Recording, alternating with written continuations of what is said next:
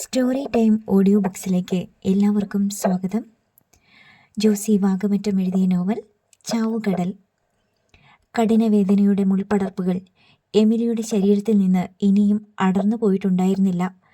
Labour റൂമിലെ പ്രസവക്കിടക്കയിൽ അവളുടെ ശരീരം ചുഴലിക്കാറ്റിൽ കടപുഴകി വീഴാതെ വളഞ്ഞു പിരിഞ്ഞ് കഷ്ടിച്ച് പിടിച്ചു നിൽക്കുന്നൊരു ചെറുവൃക്ഷമായിരുന്നു. വേദന കൊണ്ട് കാഴ്ച മുറിയുന്ന പാതി വെളിച്ചത്തിൽ അർദ്ധബോധത്തിൽ കുഞ്ഞിനെ 2-3 തവണ മുലയൂട്ടിയപ്പോൾ കണ്ട ഓർമ്മയ്ക്ക് പോലുമുണ്ടായിരുന്നു ഒരു മങ്ങൽ. കുളിപ്പിച്ച് വെയിൽ കായിച്ച് കൊണ്ടുവന്ന കുഞ്ഞിനെ റെജീന എമിലിയുടെ അരികെ കിടക്കയിൽ കിടത്തി. പാതി മയക്കത്തിലായിരുന്ന എമിലി ഞെട്ടി കണ്ണു തുറന്നു നോക്കി. അരികെ ഫ്ലാനലിൽ പൊതിഞ്ഞ, ശരിക്ക് കണ്ണു തുറക്കാത്ത, കൈയും കാലും വിടരാത്ത, ഇടയ്ക്കിടെ വിതുമ്പി വിറകൊള്ളുന്ന ആ കുരുന്നു മുഖത്തേക്ക്. എന്നിട്ട് അനുജത്തിയെ നോക്കി. കുളിപ്പിച്ചപ്പം ഇത്തിരി നിറം കുറഞ്ഞോ? റെജീനയുടെ നെഞ്ചിലൊരു മിന്നൽ പാളി. കുഞ്ഞുങ്ങൾ അങ്ങനെ ചേച്ചി, ഉണ്ടാവുമ്പോഴത്തെ നിറമൊക്കെ മാഞ്ഞു പോകും. ഈ തൊലി ഇളകിപ്പോയിട്ട് വേറെ തൊലി വരും. എമിലി വീണ്ടും കുഞ്ഞിനെ നോക്കി. ഒരു പൂച്ചക്കുഞ്ഞിൻ്റെ അത്രയേ ഉള്ളൂ. വെയിൽ കൊള്ളിച്ചതിൻ്റെ ആയിരിക്കുമല്ലേ? ഓ, അതിൻ്റെയൊന്നും അല്ല ചേച്ചിക്ക്, ചുമ്മാ തോന്നുന്നതാ. ഇതിനേക്കാളും നിറം ഉണ്ടായിരുന്ന പോലെ എനിക്കൊരു തോന്നൽ. നിറം കൂടുതലുള്ള കുഞ്ഞിനെ വേണോ ചേച്ചിക്ക്? കാരക്കാട്ടെ എൽസമ്മ പ്രസവിച്ചിട്ടുണ്ട്.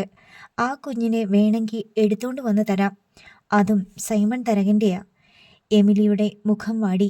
ഈ കുഞ്ഞ് തൻ്റെ ജീവിതത്തിന് മേൽ ഒഴുകിപ്പടരുന്ന കരിമഷിയാണെന്ന് എമിലിക്കറിയാം. തൻ്റെ ജീവിതത്തിലെ ഏറ്റവും വലിയ അപമാനമാണിവൻ. നിനക്കെന്നോട് ദേഷ്യമല്ലേ റിജി മോളെ? ദേഷ്യമൊക്കെ ഉണ്ട്, പക്ഷേ ചേച്ചിയുടെ തെറ്റല്ലെന്ന് എനിക്കറിയാം. ചേച്ചിയുടെ സ്ഥാനത്ത് ഞാനാണെങ്കിൽ ഉണ്ടല്ലോ, ആശുപത്രിയിൽ നിന്നിറങ്ങുമ്പോൾ നേരെ കാരക്കാട്ട് ബംഗ്ലാവിലേക്ക് ചെല്ലും. എന്നിട്ട് ഇതിനെ കാരക്കാടിൻ്റെ തിണ്ണയിലോട്ട് വെച്ച് കൊടുത്തിട്ട് പറയും, നീ വിതച്ച വിത്ത നീ തന്നെ കൊയ്തോളാൻ. നമുക്കെന്തിനാ ചേച്ചി ഈ മുതൽ? റെജീനയുടെ സ്വരത്തിലെ പകയും വെറുപ്പും എമിലിയെ അന്താളിപ്പിച്ചു. റെജിമോളെ, ഈ കുഞ്ഞെന്ത് പിഴച്ചു? എൻ്റെ വയറ്റിൽ കുരുത്തുപോയില്ലേ? ഇതിൻ്റെ വിധി അങ്ങനെയാണെന്ന് കരുതിയാൽ മതി. ചേച്ചിയുടെ വിധി എന്തായിരിക്കുമെന്ന് ഒന്ന് ആലോചിച്ച് നോക്ക്. മനുഷ്യൻ്റെ കണ്ണും വെട്ടത്തിറങ്ങാൻ പറ്റുമോ? പിശാചിൻ്റെ സന്ധിതയും കൊണ്ട് ചേച്ചി മരിക്കണ കാലം വരെ ആളുകൾ പറയൂലേ, ഇവനെ ചേച്ചി പിഴച്ചു പറ്റതാണെന്ന്, ഇവൻ തന്തയ്ക്ക് പറക്കാത്തവനാണെന്ന്.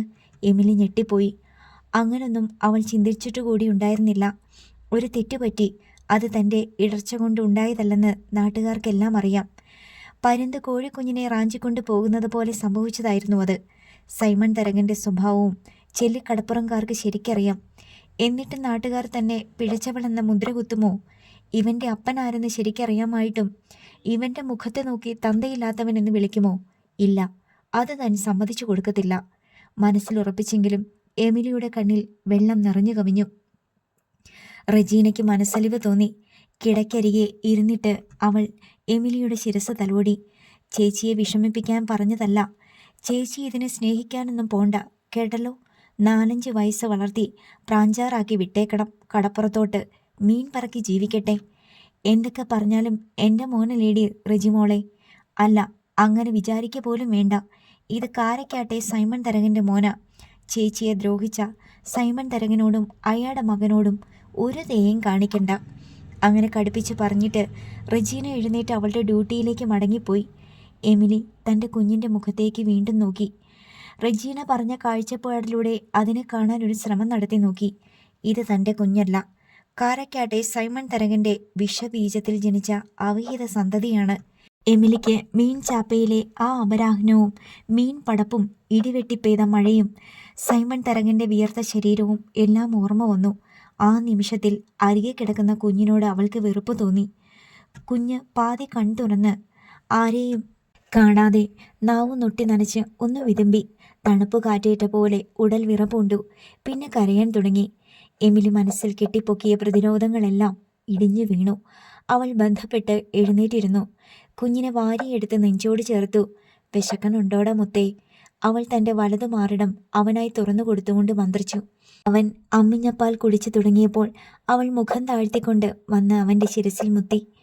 ആ നിമിഷം അവൻ കാരക്കാട്ട് സൈമൺ തരകൻ്റെ അവിഹിത സന്താനമായിരുന്നില്ല, എമിലിയുടെ മാത്രം പുത്രനായിരുന്നു. എമിലി അപ്പോൾ കേവലം ഒരമ്മ മാത്രമായിരുന്നു. കാരക്കാട്ട് സൈമൺ തരകന്റെ ഭാര്യ എൽസമ്മയുടെ അടുത്തേക്ക് കുളിപ്പിച്ച് വെയിൽ കായിച്ച കുഞ്ഞിനെ കൊണ്ടു കിടത്തിയതും റജീന തന്നെയായിരുന്നു. എൽസമ്മയ്ക്ക് അത് 5ാമത്തെ പ്രസവമായിരുന്നു. ആശുപത്രി കിടക്കയിൽ തലക്കം ഭാഗത്തേക്ക് തലയണ ചാരി വെച്ച് കിടന്ന എൽസമ്മ കുഞ്ഞിനെ തൻ്റെ നെഞ്ചോട് ചേർത്ത് വെച്ചു. കുഞ്ഞിനെ തിരികെ കൊണ്ടുവന്നപ്പോൾ അവൻ ഒന്നും കൂടി സുന്ദരനായതുപോലെ എൽസമ്മയ്ക്ക് തോന്നി. മുടി ഇത്രയുണ്ടായിരുന്നു എന്നൊരു സംശയം. അല്പം ചെമ്പിച്ച മുടിയായിരുന്നില്ലേ എന്നും എൽസമ്മയ്ക്ക് തോന്നി. അതേപ്പറ്റി സംശയം പ്രകടിപ്പിച്ചപ്പോൾ റജീന പറഞ്ഞു, വയറ്റിൽ കിടക്കുമ്പോഴത്തെ വളർച്ചയല്ല കുഞ്ഞിന്. പ്രസവം കഴിയുമ്പോൾ ഓരോ ദിവസവും പെട്ടെന്ന് വളരും. നിറം മാറ്റമൊക്കെ പെട്ടെന്നാ. ഇപ്പം തന്നെ കണ്ടില്ലേ, കുളിപ്പിച്ച് ഇളം വെയിൽ കാഞ്ഞു കഴിഞ്ഞപ്പോൾ ഇവൻ സുന്ദരക്കുട്ടപ്പനായില്ലേന്ന് നോക്കിയേ. ചെമ്പൻ തലമുടിയൊക്കെ പോയിട്ട് നല്ല കറുത്ത തലമുടി വളർന്നു വരാൻ അധികം സമയമൊന്നും വേണ്ട. എൽസമ്മ കുഞ്ഞിനെ അഭിമാനത്തോടെ നോക്കി. റജീനയുടെ മനസ്സിലൊരു ശങ്ക ഉണർന്നു. എൽസമ്മയ്ക്ക് എന്തെങ്കിലും സംശയമുണ്ടോ? ഉണ്ടെങ്കിൽ അത് മുളയിലേ നുള്ളണം.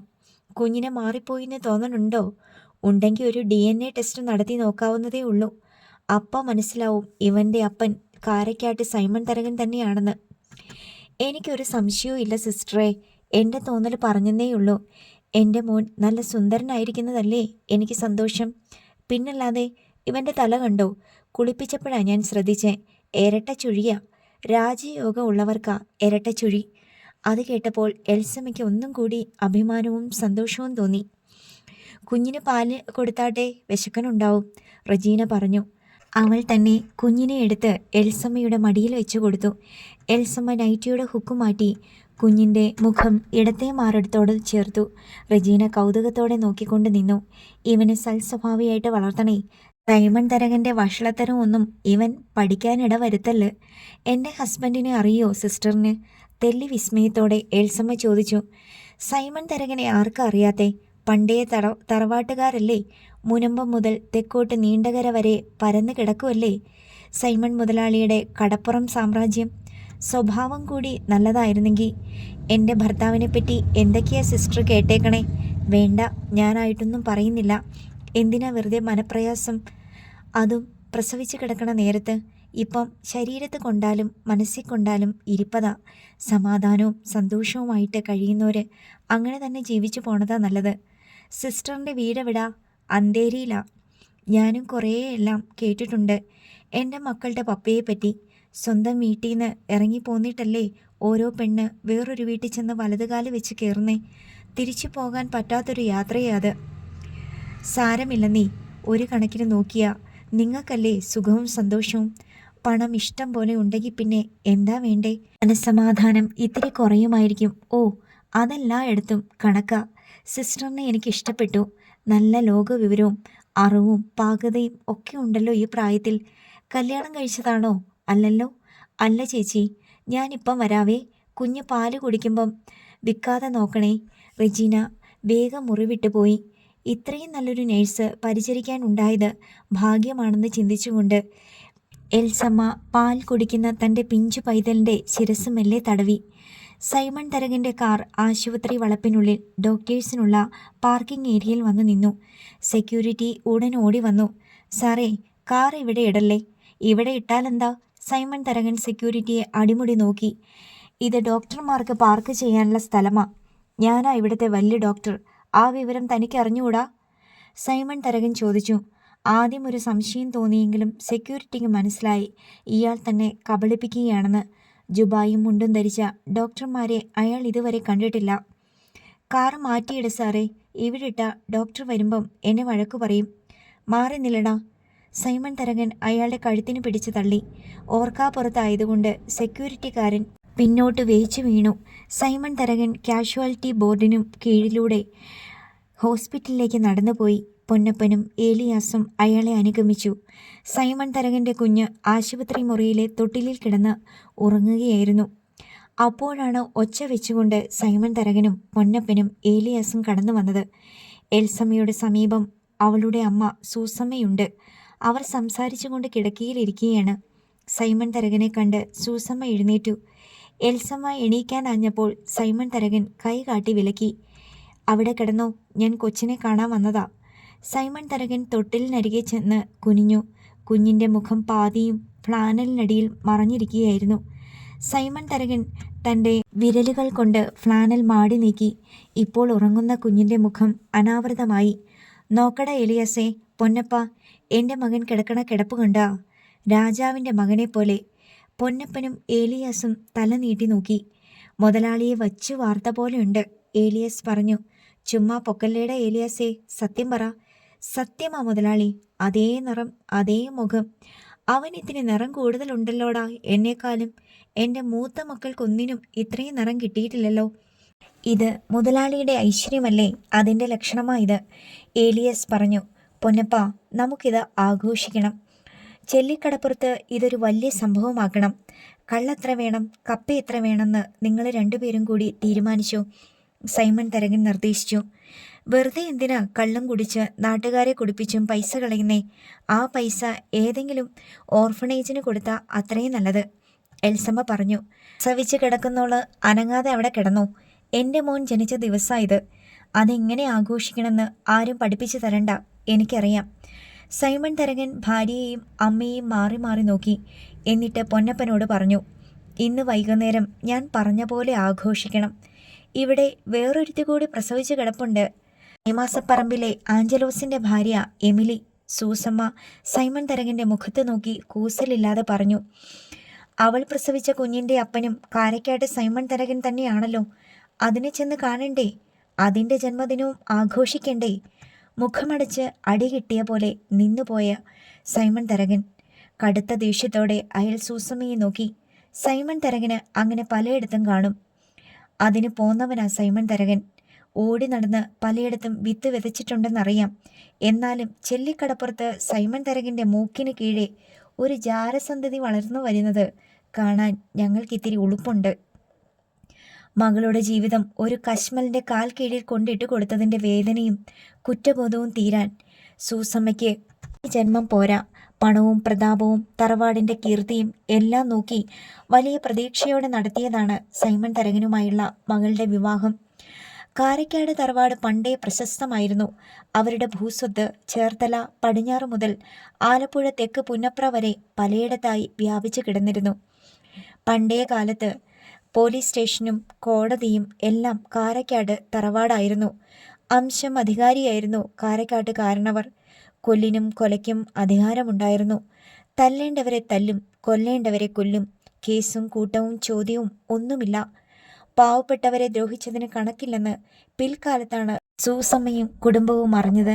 കാരക്കാട്ട് മുതലാളിമാർ വഴി നടക്കുമ്പോൾ പാവപ്പെട്ടവൻ തോർത്തു ചുരുട്ടി കക്ഷത്തിൽ വെച്ച് തൊഴുതുമാറി നിൽക്കേണ്ട കാലമുണ്ടായിരുന്നു. കാരക്കാട്ടുകാർ തീറ്റിയും കുടിയും കൊടുത്ത് വേട്ടപ്പട്ടികളെപ്പോലെ നിലനിർത്തി വന്ന ഗുണ്ടാ സംഘം കാരക്കാട്ടുകാരുടെ അനീതികളെ ചെറുത്തവരെയെല്ലാം അടിച്ചൊതുക്കി. കൊല്ലേണ്ടവരെ കൊന്നു തീർത്തു. ഒരു കൊലപാതകം നടന്നാൽ ആലപ്പുഴ നിന്ന് CIO SIO വന്ന് കാരക്കാട്ടുകാരുടെ തറവാട്ടിലിരുന്ന് എഴുതി കുത്തിപ്പോകും. കൊലക്കേസുകളും തല്ലുകേസുകളും തെളിവില്ലാതെ തള്ളിപ്പോവുകയുള്ളൂ. സത്യത്തിൻ്റെയും നീതിയുടെയും ചരിത്രമല്ല കാരക്കാട്ട് തറവാടിൻ്റെ അടിത്തറയെന്ന് സൂസമ്മയും ഭർത്താവും മാമച്ചനും വൈകിയാണ് അറിഞ്ഞത്. അധർമ്മത്തിൻ്റെയും അനീതിയുടെയും അക്രമങ്ങളുടെയും അടിത്തറയിൽ നിന്നാണ് കാരക്കാട് തറവാട് കെട്ടിപ്പൊക്കിയത്. മകളുടെ ജീവിതം കുരങ്ങൻ്റെ കയ്യിൽ കൊടുത്ത പൂമാലയാണെന്ന് ബോധ്യമായപ്പോൾ മുതൽ ആ മാതാപിതാക്കളുടെ നെഞ്ചുരുകുന്നതാണ്. എല്ലാ വേദനകളും ആർത്തുങ്കൽ പുണ്യാളച്ചന് സമർപ്പിച്ച് മാതാവിനോട് പ്രാർത്ഥിച്ച് പരലോകത്തെങ്കിലും മോക്ഷവും മുക്തിയും കിട്ടും എന്ന് ആശ്വസിച്ച് കഴിഞ്ഞുകൂടുകയാണ്. സൂസമ്മയുടെ അധിക്ഷേപത്തിന് മറുപടി പറയാൻ വാക്ക് കിട്ടാത്തതുകൊണ്ട് 2 തെറിയാണ് സൈമൺ തരകൻ്റെ നാവിൽ വന്നത്. അയാളത് പല്ല് കടിച്ചമർത്തി ആത്മഗതം പോലെ പിറുപിറുത്തുകൊണ്ട് മുറിവിട്ടിറങ്ങി. ആശുപത്രി ഇടനാഴിയിൽ വെച്ച് സൈമൺ ഏലിയാസിനോട് തിരക്കി. കടലിൽ പോയി ചത്ത ആഞ്ചലോൻ്റെ കിട്ടിയവള് ഈ ആശുപത്രിയിലാണോടാ പെറ്റ് കിടക്കണേ? അതേന്ന് തോന്നണു മുതലാളി. അതാരും പറഞ്ഞില്ലല്ലോ. അവള് പ്രസവിക്കാറായോന്ന് പോലും അറിഞ്ഞില്ലല്ലോ. ശരിയാ മുതലാളി, ആരും പറഞ്ഞില്ല. അവൾ പ്രസവിച്ച കുഞ്ഞിൻ്റെ അപ്പൻ ഞാനാണെന്ന് ആ തള്ള എങ്ങനെ അറിഞ്ഞ്? ആര് പറഞ്ഞു കൊടുത്ത്? മുതലാളിയുടെ വീട്ടുകാരത്തിക്ക് അറിയാലോ. അവളോട് ആര് പറഞ്ഞു? അതൊക്കെ ചെല്ലിക്കടപ്പുറത്ത് എല്ലാവർക്കും അറിയാവല്ലേ. ആരെങ്കിലും പറഞ്ഞു കൊടുത്തു കാണും.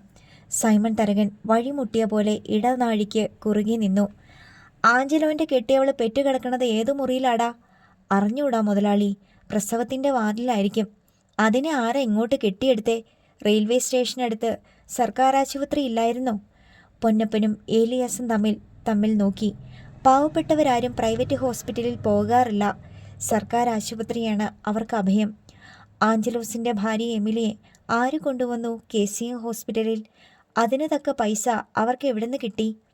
ആ കൊച്ചിനെ കൂടെ കണ്ടിട്ട് പോണോ മുതലാളി? പൊന്നപ്പൻ ചോദിച്ചു. ഭാ, എൻ്റെ പട്ടിക്ക് കാണേണ്ട അതിൻ്റെ മോന്ത. സൈമൺ തരകൻ്റെ ആട്ട് കേട്ട് ഇടനാഴിയിലൂടെ പോയിക്കൊണ്ടിരുന്ന 2 നേഴ്സുമാർ കൂടെ തിരിഞ്ഞു നോക്കി. ഏലിയാസേ, സൈമൺ തരകൻ വിളിച്ചു. മുതലാളി. ഏലിയസ് വണങ്ങി നിന്നു. പ്രശ്നമാണല്ലോടാ. എന്ത് പ്രശ്നം മുതലാളി? എൻ്റെ മോൻ എൻ്റെ വീട്ടിൽ രാജകുമാരനെ പോലെ വളർന്നു വരുമ്പോൾ വേറൊരു പീറ ചെറുക്കൻ എൻ്റെ പേര് കെടുത്താൻ ചെല്ലിക്കടപ്പുറത്ത് തെണ്ടി നടക്കുമല്ലോടാ. അതെനിക്ക് ക്ഷീണമാ. എന്ത് ചെയ്യണമെന്ന് മുതലാളി പറഞ്ഞോ? തന്തയ്ക്ക് പിറക്കാത്തവൻ ജീവിച്ചിരിക്കണോടാ? വേണ്ട മുതലാളി, ചെവി അറിയാതെ അതിൻ്റെ കണക്ക് തീർത്തേക്കണം. ഏലിയാസും പൊന്നപ്പനും കണ്ണിൽ നോക്കി. മുതലാളി, ഞങ്ങ എന്ത് ചെയ്യണമെന്ന് പറഞ്ഞാൽ മതി. ഈ ആശുപത്രി വെച്ച് തന്നെ അത് ചത്തുപോയാൽ എന്തെങ്കിലും കുഴപ്പമുണ്ടോടാ? ഒരു കുഴപ്പവും ഇല്ല മുതലാളി. രാത്രി എല്ലാവരും ഉറങ്ങിക്കിടക്കുമ്പോൾ ഒരു തോർത്ത് നനച്ച് അതിൻ്റെ മുഖത്തോട്ട് പോരെ? ചെയ്യാം മുതലാളി, അങ്ങനെ തന്നെ ചെയ്യാം. എൻ്റെ പേരിൽ കരുതയ്ക്കാൻ വേണ്ടി ആ സന്തതി ചെല്ലിക്കടപ്പുറത്തോട്ട് വരല്. ശരി മുതലാളി, പൊന്നപ്പൻ പറഞ്ഞു. അല്പം ആലോചിച്ച് അവൻ ചോദിച്ചു. ദേഷ്യപ്പെടല്ലേ മുതലാളി, വിവരക്കേട് കൊണ്ട് ചോദിച്ചു പോണതാ. അതും മുതലാളീൻ്റെ മോനല്ലേ? ഭ, തെണ്ടി. എൻ്റെ തറവാട്ടി എൻ്റെ കെട്ടിയളവ് പ്രസവിക്കുന്നത് എൻ്റെ മോൻ. മുള്ളിത്തെറിച്ചുണ്ടായതൊക്കെ എൻ്റെ മോനാന്ന് പറയാൻ നിനക്കെങ്ങനെ ധൈര്യം വന്നട നായേ?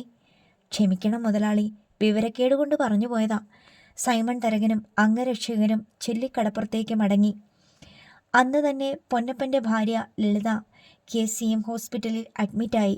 ലളിതയ്ക്ക് കലശലായ വയറുവേദന. ലളിതയ്ക്ക് കൂട്ടായി പൊന്നപ്പനും വന്നു ചേർന്നു. എമിലി പ്രസവിച്ചു കിടന്ന വാർഡും ബെഡും ലളിത പകലെ തന്നെ നോക്കി വെച്ചു. പൊന്നപ്പനെ വിളിച്ച് കാട്ടിക്കൊടുക്കുകയും ചെയ്തു. ആ സമയത്ത് ചെല്ലിക്കടപ്പുറത്ത് സൈമൺ തരകൻ്റെ വക മദ്യസൽക്കാരം പൊടിപൊടിക്കുകയായിരുന്നു. സൈമൺ തരകന് സൽപുത്രൻ ജനിച്ചതിൻ്റെ ആഘോഷം. ലളിത പെട്ടെന്ന് തന്നെ കുഞ്ഞനെയുമായി കൂട്ടുകൂടി. സ്വന്തം പേര് തെറ്റിച്ചാണ് ലളിത പറഞ്ഞു കൊടുത്തത്. ശ്യാമള. ഭർത്താവിൻ്റെ പേര് തങ്കപ്പൻ. പൊന്നപ്പൻ കുഞ്ഞന്നയുടെ കൺവെട്ടത്ത് വന്നതേയില്ല. കുഞ്ഞന്നയ്ക്ക് തന്നെ പരിചയമുണ്ടെന്ന് അയാൾക്കറിയാം. ലളിതയോട് തന്നെ കുഞ്ഞന്ന പറയുകയുണ്ടായി. എവിടെയോ വെച്ച് കണ്ട പോലെ തോന്നുന്നുണ്ടല്ലോ. ലളിത ഉടൻ മറുപടി നൽകി. ഞാൻ ചെല്ലിക്കടപ്പുറത്ത് വന്നിട്ടുണ്ട് ഒരുപാട് തവണ. നിങ്ങളുടെ വീടെവിടെയാ? ഞങ്ങ ആർത്തുങ്കക്കാരാ. വൈകുന്നേരം കുഞ്ഞന്ന ആഹാരം വാങ്ങാനും കുപ്പിയിൽ വെള്ളമെടുക്കാനും പോയപ്പോൾ എമിലിക്ക് കൂട്ടുനിന്നത് ലളിതയാണ്. വയറുവേദന കുറഞ്ഞാ? എമിലി ചോദിച്ചു. ആ, പകല് കുറവുണ്ട്, രാത്രിയിലാ ഒട്ടും സഹിക്കാൻ മേലാത്തെ. പിന്നീട് ലളിത താൻ കിടക്കുന്ന വാർഡിലേക്ക് തിരിച്ചു പോയി. രാത്രി ലളിതയെ എല്ലാം പറഞ്ഞേൽപ്പിച്ചിട്ട് പൊന്നപ്പൻ തിരികെ പോയി. പെണ്ണുങ്ങളുടെ വാർഡിൽ പുരുഷന്മാരെ നിർത്താൻ അനുവാദമുണ്ടായിരുന്നില്ല. രാത്രി 10 മണിയോടെ ഒരു ചെറിയ ഫ്ലാനൽ നനച്ച് തോളത്തിട്ടുകൊണ്ട് ലളിത എമിലി കിടക്കുന്ന വാർഡിലേക്ക് ചെന്നു. ഡ്യൂട്ടി റൂമിൽ നേഴ്സുമാർ ഉറങ്ങാതിരിപ്പുണ്ട്. വാർഡിൽ അങ്ങിങ്ങ് ചില ആളനക്കങ്ങളും കുട്ടികളുടെ ചിണുങ്ങലും ഒഴിച്ചാൽ പൊതുവെ ശാന്തമാണ്. ലളിത എമിലി കിടക്കുന്ന ഭാഗത്തേക്ക് നോക്കി. എമിലി കട്ടിലിൽ കിടപ്പുണ്ട്. കൂടെ കുഞ്ഞും കിടക്കുന്നു. താഴെ തറയിൽ പായ വിരിച്ച് കുഞ്ഞെന്നെ കിടക്കുന്നു. ലളിത സാവധാനം അവിടേക്ക് ചെന്നു. ബെഡിനടുത്ത് ചെന്ന് എമിലിയെ നോക്കി. നല്ല ഉറക്കം. ഫ്ലാനലിൽ പൊതിഞ്ഞു കിടത്തിയ കുഞ്ഞും ഉറക്കം തന്നെ. കുഞ്ഞെന്ന നിലത്ത് ഒരു വശം ചെരിഞ്ഞാണ് കിടക്കുന്നത്. അടുത്ത ബെഡുകളിലുള്ളവരെല്ലാം ഉറക്കമാണ്. ആരെയോ തിരയുന്ന പോലെ. ലളിത അങ്ങിങ്ങ് നടന്ന് വീണ്ടും എമിലിയുടെ കിടക്കരികെ വന്ന് നനഞ്ഞ ഫ്ലാനൽ കയ്യിലെടുത്തു. ധൈര്യം വരുന്നില്ല. വെളിച്ചമാണ് ശല്യം. ഭിത്തിയിൽ ഒരിടത്ത് ബൾബ് പ്രകാശിക്കുന്നുണ്ട്. ലളിത പതിയെ നടന്ന് ആശുപത്രി വരാന്തയിലേക്ക് പോയി. അപ്പോൾ ഒരു നേഴ്സ് വരാന്തയിൽ കൂടി വന്നു. എന്താ ഈ രാത്രി ഇതിലേ നടക്കുന്നേ? നേഴ്സ് ചോദിച്ചു. കിടക്കുമ്പോൾ വയറുവേദന കൂടുതലാ, ഉറക്കവും വരുന്നില്ല. കുറച്ച് നടന്ന ആശ്വാസം കിട്ടിയെങ്കിലോ എന്ന് വിചാരിച്ച് നേഴ്സ് കടന്നുപോയി. ലളിതയുടെ ധൈര്യത്തിൻ്റെ രസനിരപ്പ് താണുപോയിരുന്നു. അവൾ തൻ്റെ വാർഡിൽ ചെന്നിരുന്നു. ഇതെവിടെ പോയതാ? തൊട്ടടുത്ത് കിടന്ന ബെഡിലെ രോഗി ചോദിച്ചു. വയറുവേദന കൂടിയിട്ട് ഒന്ന് നടന്നു നോക്കിയതാ. കമിഴ്ന്ന് കിടന്നാൽ മതി, വയറുവേദന നടന്നാലൊന്നും കുറയില്ലെന്ന് ലളിത മറുപടി പറയാതെ ബെഡിലിരുന്നു. കിടന്നോ, അതാ നല്ലത്. അതൊരു ഭീഷണി പോലെ ലളിതയ്ക്ക് തോന്നി. ലളിത കിടന്നു. സമയം കടന്നു പോയിക്കൊണ്ടിരുന്നു. പാതിരാത്രി കഴിഞ്ഞുവെന്ന് ലളിതയ്ക്ക് തോന്നി. അവൾ വീണ്ടും എഴുന്നേറ്റു. ബാത്റൂമിൽ കൊണ്ടുപോയി ഫ്ലാനൽ നനച്ചു. അവൾ അതുമായി എമിലി കിടക്കുന്ന വാർഡിലെത്തി. അവിടെ എല്ലാവരും പൂണ്ട ഉറക്കം. നേഴ്സുമാർ ഡ്യൂട്ടി റൂമിലെ മേശമേൽ തലവെച്ച് സ്റ്റൂളിന്മേലിരുന്നുറങ്ങുന്നു. പൂച്ച ഇരപിടിക്കാൻ പതുങ്ങിച്ചെല്ലുന്നത് പോലെ ലളിത ഓരോ പാദം പെറുക്കി വെച്ച് എമിലിയുടെ കിടക്ക ലക്ഷ്യമാക്കി നീങ്ങി. തലയ്ക്ക് ഭാഗത്ത് എത്തിയതും കുഞ്ഞ് ഏതോ ദുസ്വപ്നം കണ്ടതുപോലെ വാവിട്ട് കരയാൻ തുടങ്ങി. ലളിത ഞെട്ടി വേഗം പിന്നാക്കം മാറി വാതിൽക്കലെത്തി. അപ്പോഴേക്കും എമിലിയും കുഞ്ഞനെയും ഉണർന്നു കഴിഞ്ഞിരുന്നു. അവർ കുഞ്ഞിനെ സമാശ്വസിപ്പിക്കുന്നത് കണ്ടുകൊണ്ട് ലളിത അവിടെ തന്നെ നിന്നു. എമിലി കുഞ്ഞിന് പാല് കൊടുക്കുകയാണ്. ഇനി അവൻ ഉറങ്ങണമെങ്കിൽ കുറേ സമയമെടുക്കുമെന്ന് ലളിതയ്ക്ക് മനസ്സിലായി. ഇന്നത്തെ ഉദ്യമം ഉപേക്ഷിച്ച് അവൾ തൻ്റെ വാർഡിലേക്ക് മടങ്ങിപ്പോയി. പിറ്റേന്ന് രാവിലെ പൊന്നപ്പൻ KCM ഹോസ്പിറ്റലിൽ വന്ന് ലളിതയെ കണ്ടു. വല്ലതും നടന്നോടി? എന്ത് നടക്കാൻ? ഉറുമ്പിനെ ഞെരടിക്കൊല്ലുന്ന പോലെ എളുപ്പമാണെന്നാ കരുതിയേ? മുതലാളിയോട് സമാധാനം പറയണ്ടായോ? നാളെ പറയാന്ന് പറ. ഇന്നലെ രാത്രി എന്നാ പറ്റി? നീ കിടന്നുറങ്ങിപ്പോയോ? ഞാൻ ചെന്നപ്പോൾ ആ കൊച്ച് ഒരൊറ്റ കരച്ചില്. ഞാനും കൂടെ നടുങ്ങിപ്പോയി. നിന്നെ അത് കണ്ടാ? ഇല്ലെന്ന്. ഞാൻ ടിലിൻ്റെ അടുത്തോട്ട് ചെന്നില്ല. അതിനു മുമ്പേ ആരാണ്ട് ഒരു കുത്തു വെച്ച് കൊടുത്ത മാതിരി ഒരു ഞെട്ടിക്കരച്ചില്. നിന്നെ സ്വപ്നം കണ്ടായിരിക്കും. എൻ്റെ വായിന്നൊന്നും കേൾക്കല്ല്. എടി, മുതലാളിക്ക് സമാധാനമില്ലെന്ന്. നമ്മളെ ഏൽപ്പിച്ച ജോലി ചെയ്യണ്ടേ? നല്ല ജോലി. എൻ്റെ മേലാസകലം വിറയ്ക്കണ്. അതാലോചിക്കുമ്പോൾ തന്നെ. ആരെങ്കിലും കണ്ടാൽ ഞാൻ ജയിലിൽ പോകണ്ടേ? ആര് കാണാൻ? എല്ലാവരെയും കാണിച്ചുകൊണ്ടാണോ ചെയ്യണേ? ഇനി എന്തെങ്കിലും കുഴപ്പം പറ്റിയാൽ തന്നെ മുതലാളി നോക്കിക്കോളും. പൊന്നപ്പൻ ലളിതയെ ധൈര്യപ്പെടുത്തിയിട്ട് തിരികെ പോയി. അന്ന് പകൽ ലളിത എമിലി കിടക്കുന്ന വാർഡിലേക്ക് പോയതേയില്ല. അവിടെ ചുറ്റിപ്പറ്റി നടന്നാൽ അത് പിന്നീട് സംശയിക്കപ്പെടാൻ കാരണമാകുമെന്ന് ലളിത കണക്കുകൂട്ടി. രാത്രി വളരെ വൈകിയ ശേഷം ലളിത എമിലി കിടക്കുന്ന വാർഡിൻ്റെ വാതിൽക്കൽ ചെന്ന് രംഗനിരീക്ഷണം നടത്തി. അതിനുശേഷം തിരികെ തൻ്റെ ബെഡിൽ വന്ന് എല്ലാവരും ഉറങ്ങാൻ വേണ്ടി കാത്തുകിടന്നു. രാത്രി 2 മണിയോടെ ലളിത എഴുന്നേറ്റു. ഒരു പ്ലാസ്റ്റിക് മഗ്ഗിൽ വെള്ളം ഒഴിച്ച് ഫ്ലാനൽ അതിലിട്ട് നനച്ചു. ആർക്കും സംശയം തോന്നാതിരിക്കാൻ ആ മഗ്ഗും കയ്യിൽ പിടിച്ചുകൊണ്ട് ബാത്റൂമിൽ പോയതാണെന്നോ ഉള്ള മട്ടിൽ വരാന്തയിലൂടെ നടന്ന് വാർഡിൻ്റെ വാതിൽക്കലെത്തി. വാർഡിൽ സർവത്ര സുഖസുഷുപ്തി. ഉറങ്ങാത്തതായി ഒരു ഈച്ച പോലുമില്ല. നേഴ്സുമാരുടെ ഡ്യൂട്ടി റൂമിലും ഉറക്കത്തിൻ്റെ തേർവാഴ്ചയാണ്. എമിലിയും കുഞ്ഞനെയും ഉറക്കം. ലളിത നേരെ ബെഡിനടുത്തേക്ക് നീങ്ങി. അതിനിടയിൽ തന്നെ മഗ്ഗിൽ കൈയിട്ട് ഫ്ലാനൽ ചെറുതായിന്ന് ഞെക്കിപ്പിഴിഞ്ഞു. ബെഡിനരികിലെത്തി ഒരു മാത്ര നിന്നു. കൈ രണ്ടും വിടർത്തി മലർന്നു കിടന്ന് ഉറങ്ങുന്ന കുഞ്ഞിൻ്റെ മുഖത്തേക്ക് ആ ഫ്ലാനൽ വിരിച്ചിട്ടു.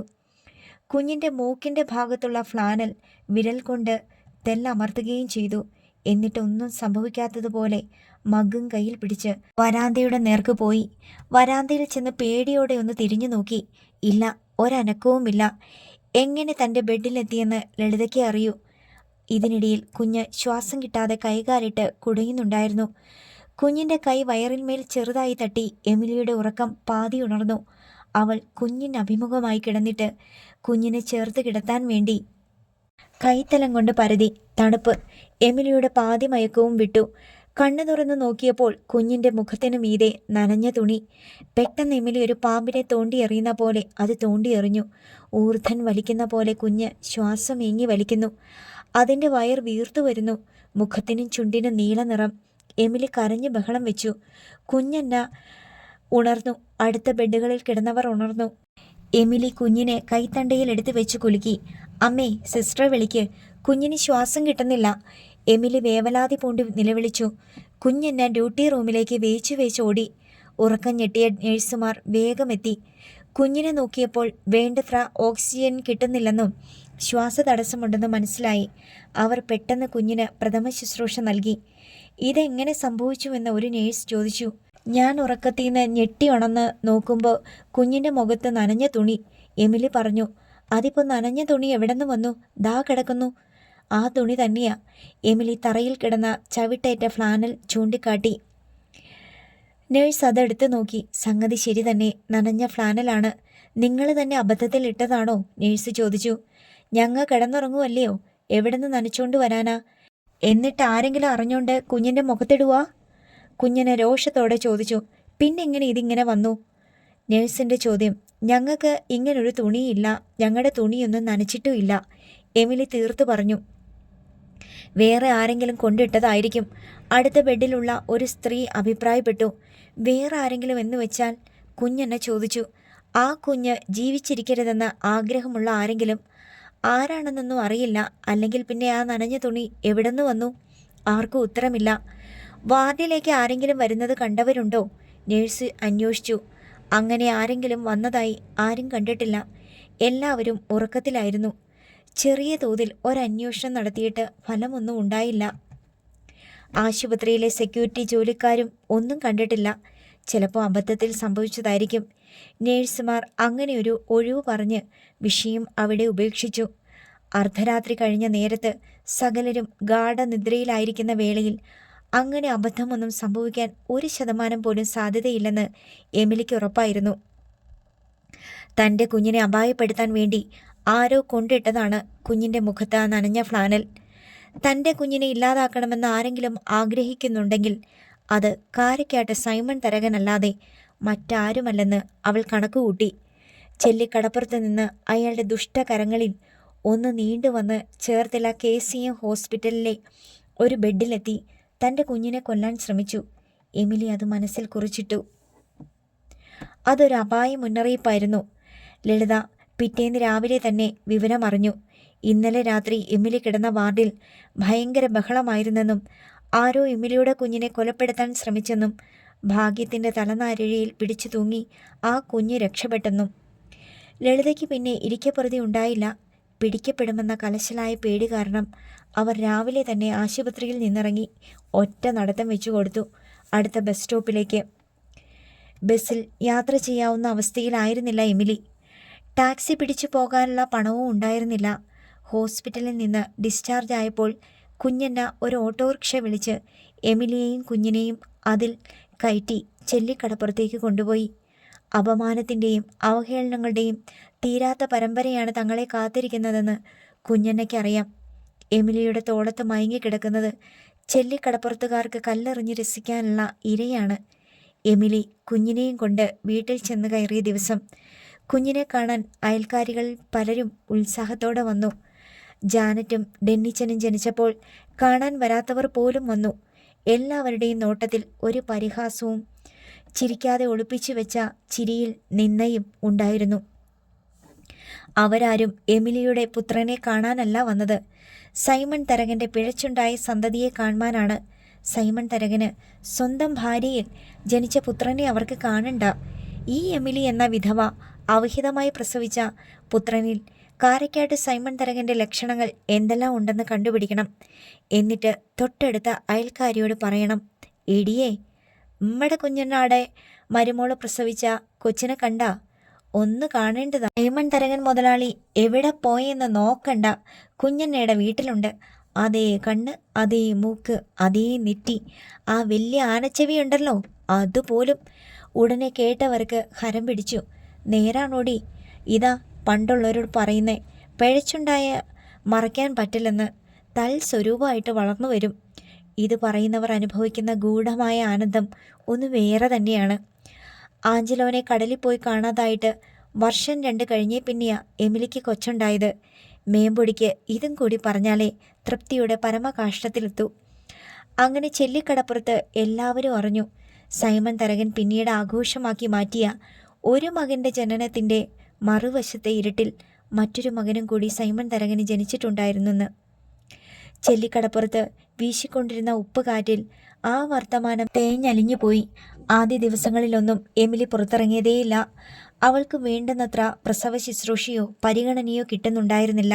കുഞ്ഞന്നയ്ക്കാണെങ്കിൽ ആ കുഞ്ഞിനോട് യാതൊരു മമതയുമില്ല.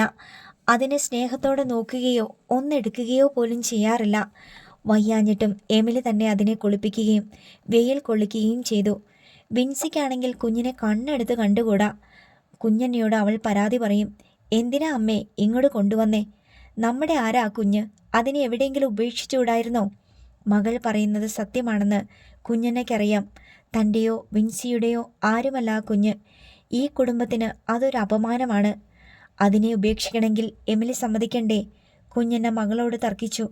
വിൻസിക്ക് ആ കുഞ്ഞും എമിലിയും നാണക്കേടിൻ്റെ പര്യായമാണ്.